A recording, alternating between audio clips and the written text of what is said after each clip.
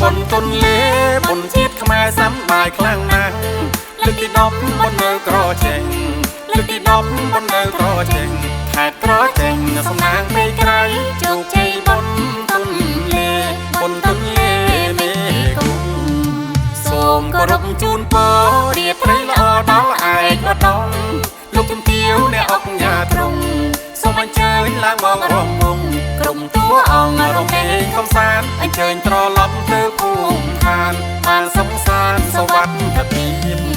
ក្រុមអាជីវករភ្ញៀវទេសចរជាតិអន្តរជាតិដើរលេងកំសាន្តប្រងព្រៀនបានសុខកំបីឃ្លៀងឃ្លាតជ័យយោលៀបរងរឿងរត់ទេស្នាមញញឹមបន